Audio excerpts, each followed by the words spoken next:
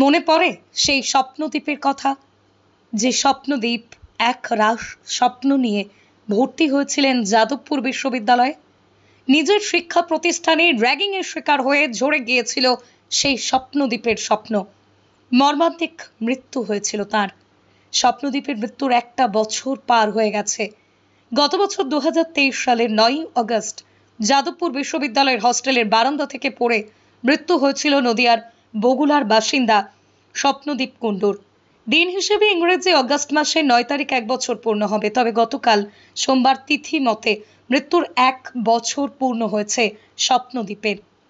একটা বছর পার হয়ে গেলেও এখনো পর্যন্ত সাজা পায়নি তার মৃত্যুর ঘটনায় পুলিশের হাতে গ্রেপ্তার হওয়া অভিযুক্তরা। সেই আক্ষেপই রয়ে গেছে স্বপ্নদ্বীপের বাবা ও মায়ের। দোষীদের ফাঁসি হবে এই আশাতেই দিন গুনছেন স্বপ্নদ্বীপের মা স্বপ্না কুণ্ডু। ছেলের ছবি বুকে আগলে বসে রয়েছেন তিনি।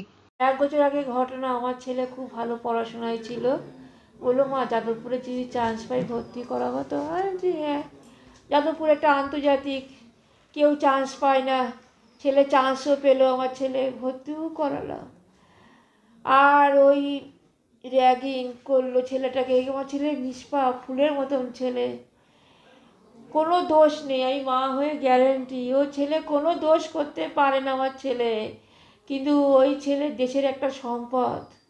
এত ভালো ছেলে ওরা সহ্য করতে পারেনি, মনে হয় কোনো কিছু ওরা সহ্য করতে পারেনি যে এত ভালো ছেলেকে মেরে ফেলে দিল আমার নিষ্পাপ ছেলেকে। লাস্ট ফিনিশিং ছেলে আমাকে ফোন, অন্য আলিফের ফোনের থেকে ফোন, ছেলের নিজের ফোনও দেয়নি। ওই ফোন থেকে বলছে বাবা তোমার সাথে অনেক কথা আছে, অনেক কথা আছে, অনেক বাঁচাও, আমাকে বাঁচাও, অনেক অত্যাচার করে করে ওই 1 মুহূর্তের মধ্যে ছেলেকে আমার শেষ করে দিল। আচ্ছা, আজ তো প্রায় 1 বছর হতে চললো, কোনো রকম দোষীরা শাস্তি পেয়েছে? দোষীরা এখনো জামিন পায়নি, জেলখানায় রয়েছে। কিন্তু আমার তো কোর্টের বিচারের প্রতি খুব আস্থা আছে যে ওরা সাজা পাবে। আমার এই জ্বালা যন্ত্রণা দেহে আমি মনে করছি ওরা ফাঁসি হোক। ফাঁসি যদি হয় তাহলে ভারতবর্ষ ভয়ে কাঁপবে, যে র্যাগিং কথাটা ভুলে যাবে। আর র্যাগিং আমার মতন কেউ যেন কোনো মা জ্বলে না, সন্তান যে হেরে যায়, মার যে কত কষ্ট হয় সে আমি যন্ত্রণা ভোগ করছি। কিন্তু ওদের ফাঁসি দেওয়াটাই উচিত। কিন্তু 1 বছর হতে গেল, তার আগে ফাঁসিটা দিলে সব থেকে ভালো হতো।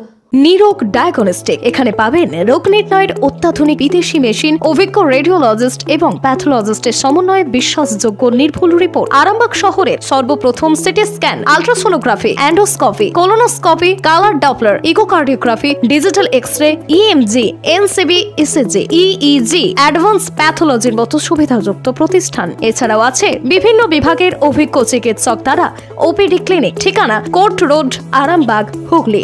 যোগাযোগ নম্বর 9732843677।